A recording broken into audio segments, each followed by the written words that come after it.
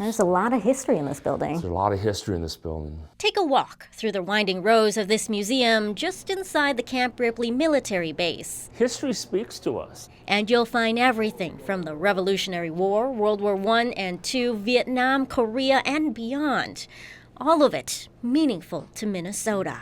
Everything that you see in the museum today was donated by Minnesota veterans or their families, so it gives a real good connection for Minnesotans to their history. Doug Thompson is the museum's curator of collections, and among his favorite items on display is the Medal of Honor from Dale Wiernan of McGregor, Minnesota, who was killed in action in Vietnam. That's his actual medal. It's not a recreation or a duplicate. It's not a reproduction. This is his actual named Medal of Honor. His name and unit are engraved on the back of the medal. There's also the shirt and the sweatshirt Floyd Nagler of Apple Valley wore when he was shot while on a recon mission in Vietnam. And when the corpsman was trying to cut the uniform off him, treat his wound, Floyd had the presence of mind to tell him, "Don't cut off my uniform. I want to save it for a souvenir." And he had to get a picture of himself taken with him. The bandage over the wound. For the past 50 years, this former regimental headquarters building turned museum has served them well. But Doug says these quarters are now just too cramped to do the museum justice. How many artifacts do you have in here? I would say that number is between 70 and 80,000 individual artifacts, ranging from ribbon bars to submarines. So do you have more on display or do you have more in storage? We have about 20% of our collections on display right now. You're bursting at the seams. We're bursting at the seams. We are officially out of space. But all of that will soon change. The walls are up on our 40,000 square foot facility. The girders are going up as well for the roof to be added next. Off Highway 371 in Little Falls, just outside of the Camp Ripley walls, and across the street from the Veterans Cemetery, lies the foundation for properly honoring Minnesota's history. Are we on track? We're on track. On track for the construction of the new Minnesota Military and Veterans Museum. And the museum's executive director, Randall Dietrich, couldn't be more excited. It's been a long time coming. It feels really good to be at this point. The new facility sits on a 30-acre plot of land that was donated to the museum.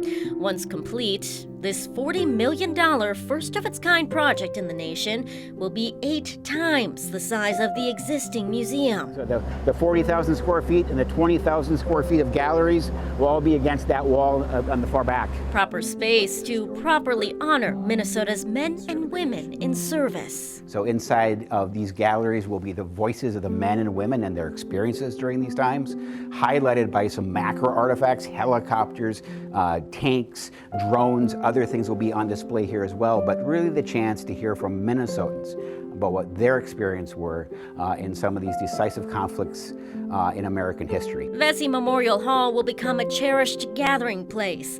There will also be a state-of-the-art archive room, a classroom for students, and a dedicated space to continue recording and preserving stories of Minnesota's veterans, and so much more. You're including the refugee experience in this. Absolutely. It's who we are as a state. We've been shaped by that. We want to have those stories be part of this facility.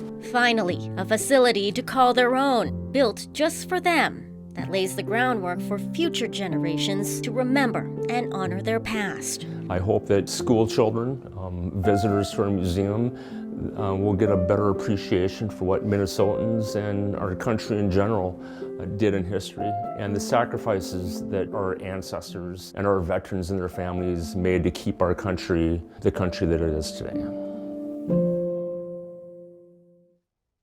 The new $40 million museum is expected to open late next year in Little Falls. And by the way, every item in the collection was donated by a Minnesota family. We do have an extended look at some of the artifacts never before seen by the public. Just head to WCCO.com/Vietnam to check it out. Here in the studio, Pauline Lee, WCCO News.